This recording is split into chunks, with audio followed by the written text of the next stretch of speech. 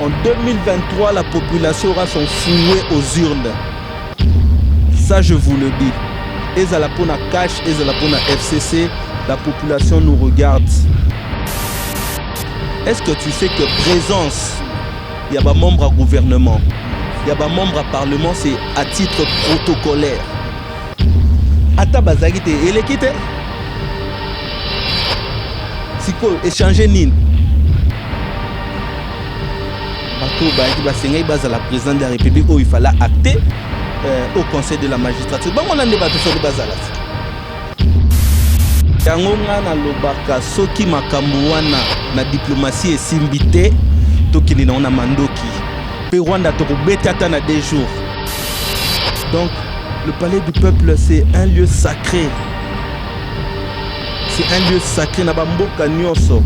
Mais yabiso tozo respecté te. Naeba que UDPS les a parti bundi mingi. Nandila, respect à la constitution.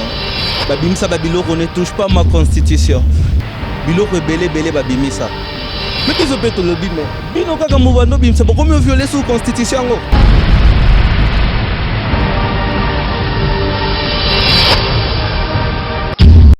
N'hésitez pas à liker la vidéo si elle vous plaît et si vous êtes nouveau sur la chaîne, n'oubliez pas de vous abonner et d'activer la notification pour ne rater aucune de nos prochaines vidéos. Le courage n'a pas d'âge. Salut à toute personne qui nous regarde à ces moments. Je vous dis toujours que non, il ne faut pas limiter les défis, mais plutôt il faut défier les limites. Alors, comme vous le constatez aussi aujourd'hui, j'ai réussi pour vous un politicien, Monsieur Isaac Bogwe. Alors, avec lui, avec Monsieur Isaac Bogwe, Tokolobela, Matalimbo Cannabis au Congo, le Lenge Kani, Makambu à faire mine, Mezo Kende, le Lenge Kani. Dossier à prestation, il y a 2 juges, 3 juges pardon, au prêta qui serment à Bango le vendredi dernier. Alors, donc je salue M. Isaac, bonjour. Bonjour, monsieur le journaliste. Vous allez bien, monsieur? Bien, et vous? Moi aussi, je me porte très bien par la grâce de Dieu. Merci. Alors, on est là. Tu es pas non pour tout solo la maman et Matalimbo Cannabis au Congo. Alors, au quoi bisa biso moi moki au kobete la biso ta moi historique pendant 2 ou 3 minutes, il y a parti Nabino. Merci Mingina nous pour na invitation na bino esalingi panza esengo mingi malgré l'occupation au Nakinango, mais je me suis dit je dois répondre pour que la population sache ce qui se passe réellement au sein de notre pays. Na makambo etali courant des démocrates rénovateurs CDR Namokuse, c'est un parti cher à son excellence monsieur Jean-Lucien Boussa Tongwa, qui a beaucoup milité pour le changement, comme vous l'entendez, courant des démocrates rénovateurs, c'est-à-dire qu'on est venu rénover en toute démocratie. Comme vous le savez, nous avons commencé dans l'opposition, Oyotobundi Mingi vraiment, Nabande Kunabiso Mingi, notamment le feu Papa Tshisekedi et tant d'autres. Nous nous sommes battus pour qu'on ne touche pas à notre constitution, pour qu'il y ait alternance politique, pour le bien-être des populations. Na bandi que Bomonaki, na Makambo Lekaki, président Kabila, Oyo Batutu, Babandaki Okanisa qui va se présenter à quitter. C'était déjà une lutte gagnée pour nous. Il y a eu alternance pacifique politique et Salamaki entre Joseph Kabila Kabangena, son Excellence Monsieur le Président de la République Félix Antoine Tshisekedi Chilombo, et Zalaki Pesou sous Victoire Mounene Ponabiso. Et enfin, nous avons vu l'amélioration des vies de nos populations. Oyope Salibiso sous Ketozala, Nasengomingi to Ganyaki Pensa Bitumbawana. Et il était temps pour nous, Yakoluka, un partenaire sérieux. Oyo tolingaki tokende na bango na élection et tomonaki pe candidat sérieux oyo biso tomonaki po na biso na programme oyo alakisaki biso ezalaki Emmanuel Shadari nde to créaki coalition des démocrates code na mokuse oyo ekambami pe kaka et pas son excellence Jean-Lucien Boussa Tongwa nde yango penza tokendaki na élection pe boyebi ba résultat salamaki code abimisaki ba député Abimisaki sénateur, Abimisaki gouverneur, Donc ezaki penza esengo po na mbala na biso liboso ya ko participer na élection pe tozwaki ba résultat wana ben siko to miche na misala CDR ezo contribuer na avancement ya République notamment boyebi ke mokonzi Jean-Lucien Boussa-Tongwa a simbis ministère ya commerce extérieur pe boyebi makambo ezo sala makuna ndenge makambo ezo leka bien kuna. Donc na mokuse CDR eza parti oyo epesi ba jeune mingi chance neti nga moko na wa nazali secrétaire national adjoint en charge ya jeunesse na kala toyebaki poste ba jeune bazopesa ba mpaka mais Jean-Lucien Boussa-Tongwa azopesa ba jeune chance po ye moko nanu azape nanu jeune. Donc na mokuse CDR eza be ngwana pe lutte ezo continuer silité toko continuer ko mener ba action na biso nyonso pour na bien-être ya population. Donc, alors, par rapport à l'action, c'est leur action déjà bossali et pas à ba jeune ya lelo. Mais comme on a lobby, l'action est belé. Est belé. Ce qui au tali na ministère du commerce extérieur, OK neti na OCC. Au ba jeune basé belé bilenge. OK na Fikine. Au ba jeune baza et belé.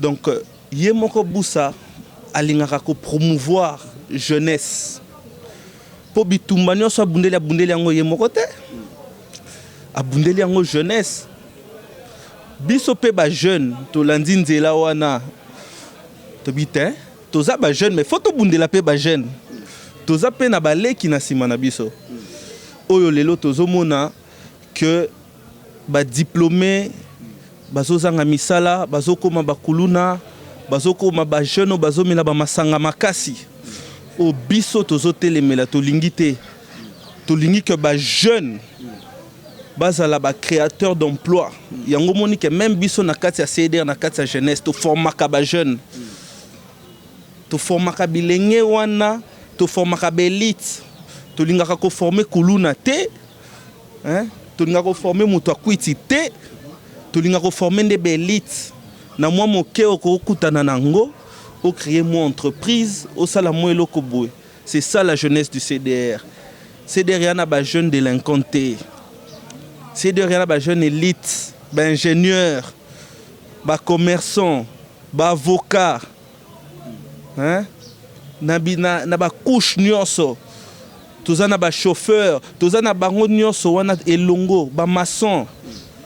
Tozana ba intellectuel ba responsable oyo to encadrera na kati ya jeunesse na biso na makasi ya secrétaire national en charge à jeunesse honorable Gaël Boussa tozo bunda mikolo nyonso po totika ba jeune wana te malheureusement ba moyens a moi kokoso sinon on pouvait même les accompagner financièrement mais techniquement tozana bango tozo ko accompagner bango c'est ça le CDR.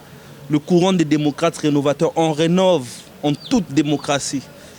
Donc c'est un peu ça. Alors, messieurs Isaac Bogoué, vous avez beau parler en tout cas, vous avez parlé de votre parti, CDR. Alors, parlons maintenant de l'actualité. L'information à l'heure. Binembwe. Batubabi que non, ba politicien ya FCC, bazoko banga ko se prononcer na makambo tali Minembwe. Alors, lelo, monsieur Isaac Bogoué, na yoto le banon moi moke Minembwe va to kota makamususu. To komi wapi na faire ya Minembwe. Ben, to komi wapi ça simple. Boyebi que ba parlementaire na biso bato to votaka na Assemblée nationale ba bengisaka excellence monsieur Rouberoy. Pe ba tuna kaemi tuna esengela ka il fallait azonga. Mais il y a eu une incompréhension. Mon colo, l'Assemblée nationale, il y a Paul Obelali Kambango, qui avait prestation de serment. Mais na monaki na étant dominiqué que ils a reporté pour une date ultérieure. Il viendra, il va répondre. Mine mweza na kata RDC bozo banganil. Babi que non bato FCC ne boza sima makambo wana. Mais makambo nini to roza nango na sima. Attendez, le ministre va se prononcer. A ko expliquer bino na mituna yo. Ba o ngana yo topona po ba défendre biso ba lobela biso kuna ba koloba makambo koloba maboroyoka. Alors implantation il y a bourgmestre mais tout le monde présence il y a ambassadeur il y a États-Unis, c'est là veut dire monsieur. Ben écoutez RDC toza na ba pays amis notamment États-Unis.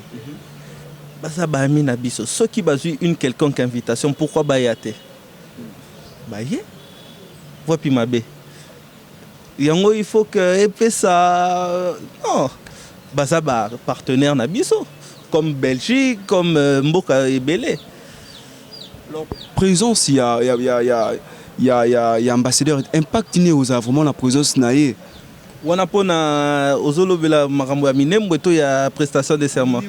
Ah mais impact exact parce que nous sommes un pays où nous sommes régis par des lois. Si cette installation wana ya minembo est respectée ba texte et loi ya mboka na biso mais eza eloko moko légitime mais ce qui eza eloko moko légal plutôt mais ce qui eza que ezo répondre te mais tala tous appelés na instance appropriée pour qu'on a bloquer processus wana eza eloko ya kobangela te ya kogangela te tolobaki état de droit toza na kati ya état de droit en autre mais bozo banga nini c'est ça l'état de droit te kamboka toteki mboka te po minembo eza na RDC ce que je sache minembo eza na RDC président de la République na ebandeli ya mandat na ye na poto alobelaka affaire wana minembo eza na RDC minembo eza lokola yo lelo oboti bana na Belgique bana na bakoli babotami baboti na Belgique baza ba belge te baza ba belge mais koloba te ke Belgique atosali communauté no congolaise na Belgique ekomi ya Congo non pe bana wana bakotambola selon la constitution pe ba loi ya Belgique. C'est ça le problème. Minembo restera dans la République démocratique du Congo. Na kalakutu autorité morale na FCC Joseph Kabila Kabenga Lobara. Même pas 1 mètre carré ya Congo kokende. C'est dans la même vision pe nazomona Félix Antoine Tshisekedi azokende nango. Minembo kotikala na RDC bakoko na biso bakokolo bakozala na minembo po eza ya bango. Eza mabele nzamba pesa biso. Ok, Minembwe eza mabele nzambe apesa biso selon le dire de messieurs Isaac Bogwe, même monsieur Isaac Bogwe to caractère était na Rwanda kuna batangi sakaba na bango que Minembwe ne terre promise donc ba Rwanda ba bika que note Minembwe ata lelote ata lobité et okoma yanga na bango. Mais okoma na ndenge nini? Parce que nous avons un gouvernement déjà de 1. On a une armée. Si ko kokoma ndenge nini? Armée autorisée compétente. Yango nga na lobaka soki makambo wana na diplomatie esimbi te tokende na mandoki. Pe Rwanda tokobeta ata na 2 jours. Banda obumisa biso na est ti lelo si la kaka na 2 jours. C'est pas un problème. Problème ya est bien. Et bandi lelo te. Problème à est eza problème o bamboka ebele ba chaka miso. Oui bien. Bomengo toza nango. Totanga ngona ba classe. Eza problème ya Rwanda kaka te. Rwanda za mboka bunke boye. Eza na batu baza na sima ya Rwanda wana. Banani. Oh mais toyebi yango biso nyos. Mais faut kotanga. Il y a des forces extérieures oyo babimisaka ba budget pour que est wana ezala attaquer chaque jour. Mais tandi mapé ba mapinga na biso. Mapinga na biso ezo sala musala moko ya makasi peso monana.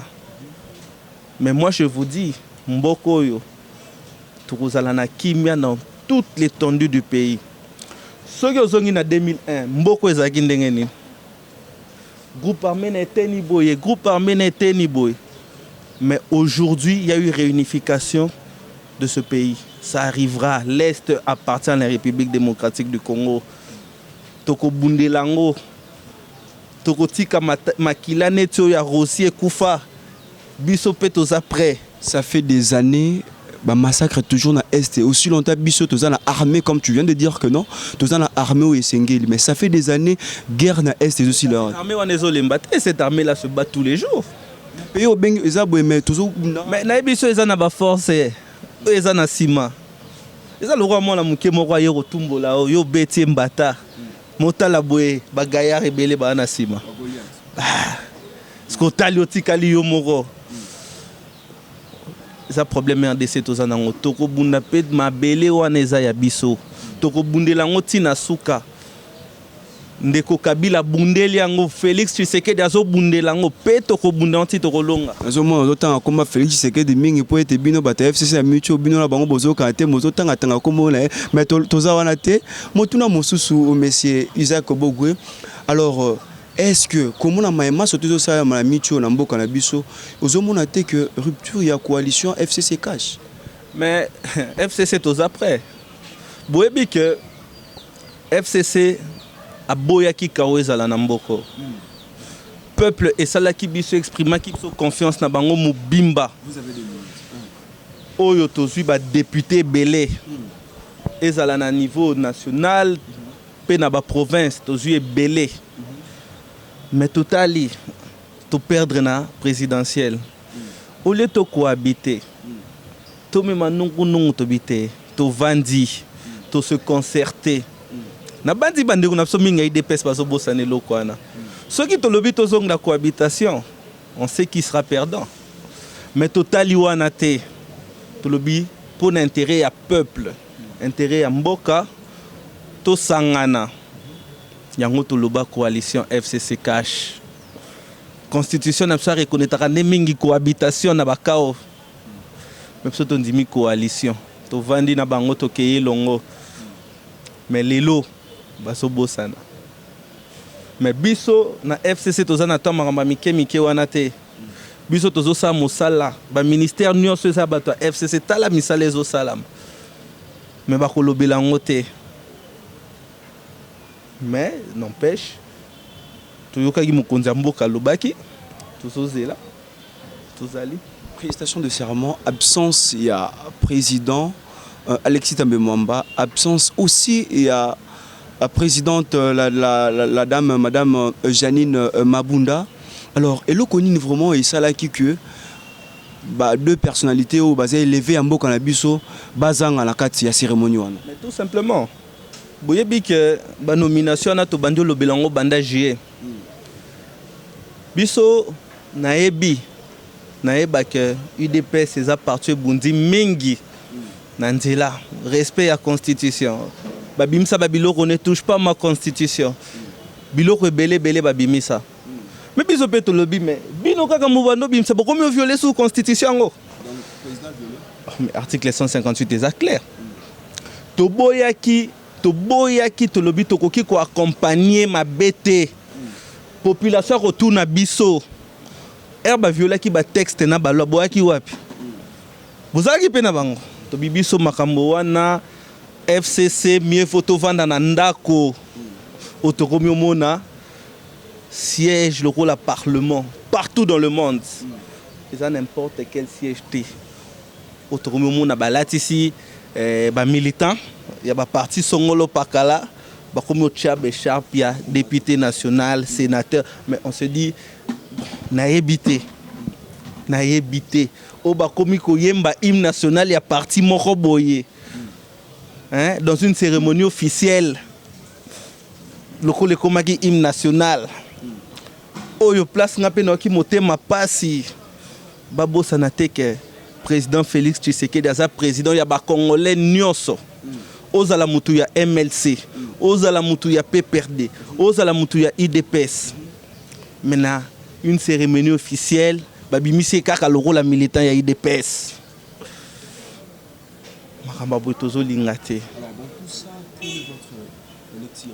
Ma lecture est que nous avons pris acte. Nous avons pris acte de ces nominations. FCC Torokende Nanzela Pekara Yamibeko. Comme vous savez, nous avons déjà déposé à la Cour constitutionnelle. Nous attendons. Et voilà, nous restons confiants. Nous savons que l'état des droits années dans la justice, on a un lobby. Peut-être oser la réponse à la justice.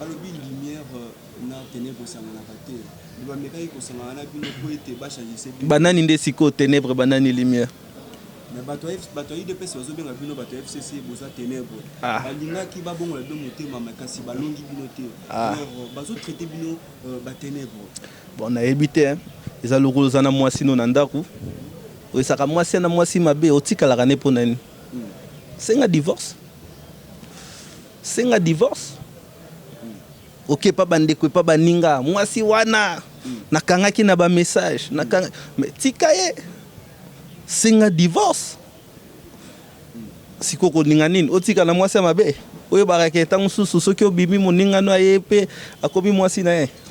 Alors, il y a chef de l'État au Anosaki le vendredi dernier et Zobang Sabinote. Nanine. Makambo ya loba. Banani bana majorité. Banani bana majorité. Et Zobang Sabso na nini. Banani bana majorité. Peuple pesa biso confiance na kata parler du peuple na parlement nyoswana. Banani bana majorité. Attache informateur. Nani na majorité. Nani na majorité. FCCT. Mais beaucoup de réunion pas maman Janine Maboun. C'est un parti, c'est une famille politique, un regroupement sérieux. Mais oui, politique et la stratégie. Il y a le rabalet. D0, D1, D2, 3D. Coach Azotala. Joueur Azobeta Mabi. Ezande Tibongo. Monsieur Isaac, biso toyebaki ete biso peuple congolais to voter ki bino to voter na ngambu ya IDPS, pardon na ngambu ya cash na ngambu ya FCC to lobaki ete e coalition yo komemela biso tambo makambo ya motuya na mboka na biso mais bino moko ba politicien to landaka bino na babilili to zakana bino tout le temps boko minde ko ko détruire population oyo Premier ministre Sylvestre Ilunga Ilunkamba Zokamba makambo zo kende kimia ba distraction de ya bato oyo misusu ba yebi makambo ezo lekate o metoye bit ba opposant ba opposant au pouvoir yo yebi bango te ba opposant au pouvoir ba s'opposa kana mokonzi na bango discipline ezate o yebi bango te yo yebi bango te bango nde mutu bazomema makelele. Nous on travaille. Nous on travaille. Et à la niveau il y a Sénat, il y a Assemblée nationale, naba gouvernorat, partout où il y a FCC Azato, soit déjà mot d'ordre. Il y a autorité morale, nous salana nos populations. Ba querelle loin les hommes ma population est l'autre côté. 3 juges wana ba ma population nini.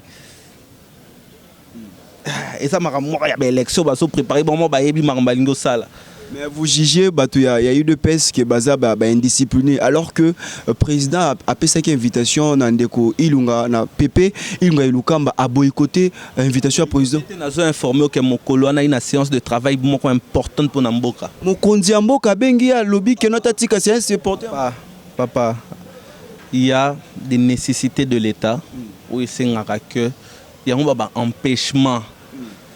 Invitation. Il y a un représentant de la carte.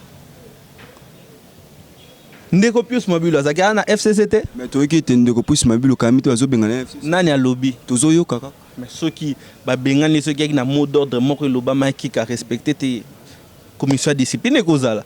Là c'est pas à moi de juger, ça na niveau de conférence des présidents FCC au ba juger bon mais na yo quitté. Yo ndé mutozo apprendre nga likambwana. Et puis que lelo ba médier comment Motunio songa pe na roso na créé na moi article na mobo na internet ke tamboli yango bande comme so basalaka to monaki pona discours wa dissolution mais dissolution ndenge nini dissolution ngezala bongo moi les banques sabino et so bangi sabiso te pour dissolution il y a pas crise entre le parlement et le gouvernement dissolution ou ta na crise o outi na parlement. Et puis quelle crise persistante, constitution lobbying. A lobbying te crise de l'ingo batte kato soigni les lots bomi dissolution te. Et puis la dissolution c'est le premier ministre qui l'initie. Na yo kate place les lots gouvernement na biso na parlement ezo yo kanate. Ba lo ezo le kakuna ki sans pour bango nyos ki gouvernement nyos. Tozo mona. Na ba loi misusu nga moko en tant que patriote na bimelo fait pas les cas mais bazo faciliter gouvernement. Mais non, à quel moment y a-t-il eu crise ou y aura crise? Il y a pas de crise. Bon ba kanisi que président la mungi ka mon atongo bo na côté ayebi mibeko asana ba tomele pembeni na e. Akoko ça l'erreur on a bongoté kaka dissoudre parlement boye. Et ça y a on a besoin que mutu nyonso comme un journaliste neti bino botangeli en classe mais ils en a bateau ba comme en 2 jours ba avocat to moné belawa na biso musto tangi droit ba juriste to zonga sima hein Mais lorsque vous dites que Pépé Ilunga Ilukamba a qui empêché.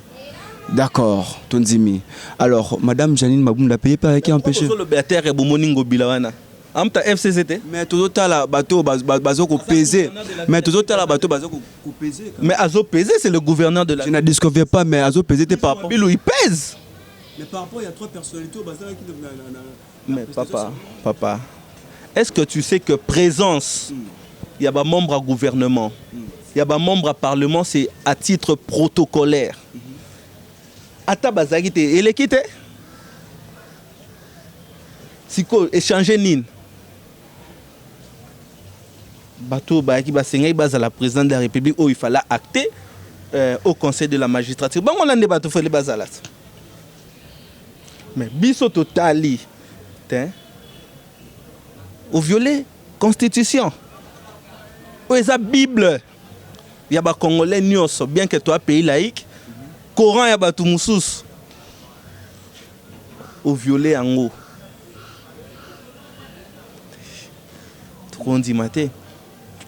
Tokondi mate toya poto sepelisa bato non. Batondi saki bakiti tonda kiti. Eleki mabezap. Ata ba moni motomsu o akumbaka ne ale écharpe ya sénateur. Hein? Donc le palais du peuple c'est un lieu sacré. C'est un lieu sacré na ba mboka nyonso. Mais yabiso tozo respecter te. Bala liboso na mona makambo. Et oezo swanga pasi en tant que secrétaire national adjoint à jeunesse, les amingi ba jeune bazo utiliser na makambo wana. Wana ba utiliser bango. Mokonzi mboka akobanda ba concertation no lobby ba consultation. Na komona ta ala taille moko te ba ko bimisi ministre kuna. Tu es pourquoi tout ça politique. Alors, semaine prochaine, président de la République, Félix Antoine Tshisekedi Tshilombo, Akubanda, Maemata et Solona, Bakambi Moussus, parti politique et belé. Alors, analyse de ça là, tout peut les canisnes pour la Makambo et Kubanda. Tout le monde en accord. Tout en accord. Ce qui va consultation et violer l'accord, problème est atteint. Tout en accord. Tout signé accord. Ce qui est yokanité. Cohabitation paysanne en cas constitutionnel. Ma bezata. Mais la consultation yazokinango. Il faut pourtant à tenir compte d'un accord. C'est tout un problème. Alors, Bazo Jijé Bino, Balobi était FCC, Bazo Bengana Bango, FCC, Tolito Mata Moutomo, côté na kata gouvernement à FCC. Alors, message nini, etopé, les canisnes nini par rapport à Bato, tout Bazo Jijé FCC, Baza Bandoki, Bangomba Bomimboka. Bon, ça va politicien, tout va militant. Na ba politicien FCC na ba émission to Zolanda. Il y a eu deux pèses na ba émission to Zolanda. Bon, na yebité, Mouto lo babo na yebité. Au monde FCC na gouvernement constitution lobini. Premier ministre na ko bimela puis majorité ni. Bon, na yebité. Comme c'est comme nango komesa na ko viola la constitution, ba sala kaka ndenge ba moni. Mais peuple azotala. Ceux qui dirigeant ya cash muto lobi makamba bo menga na yebité. Na yebité. Et opé sangana posa kolela. Parce que au contraire, toko risquer ndeto mona membre moko te ya parti wana nde na gouvernement. OK, monsieur Isaac tokomi na suka ya Maimatali liso na biso alelo. Alors votre mot de la fin. Mon mot de la fin, il est clair.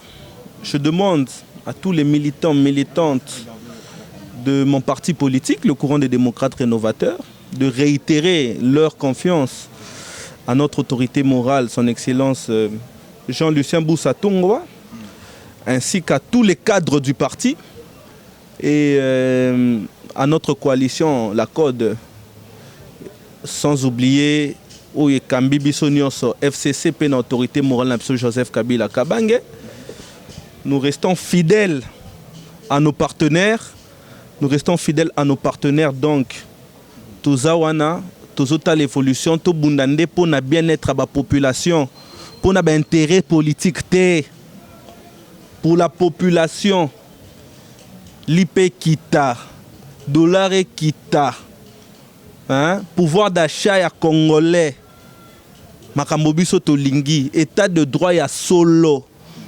Il y a malobate, il y a règlement de compte, état de droit, la vraie définition.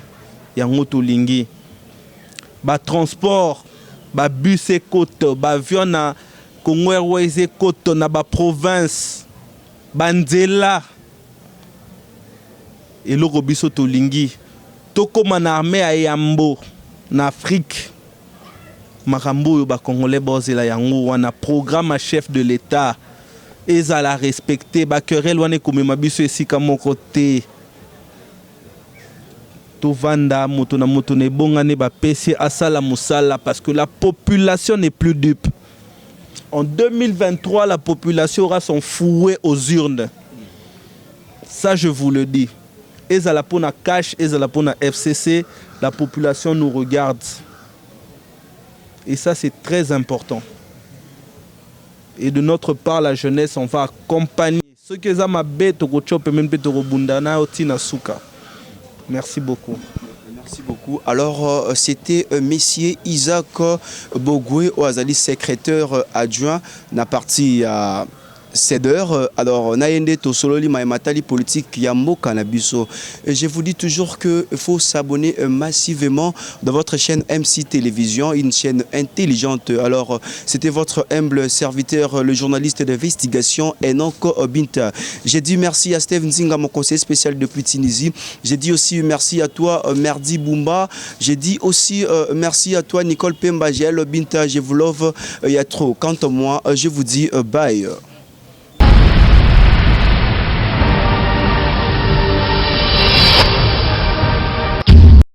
N'hésitez pas à liker la vidéo si elle vous plaît et si vous êtes nouveau sur la chaîne, n'oubliez pas de vous abonner et d'activer la notification pour ne rater aucune de nos prochaines vidéos.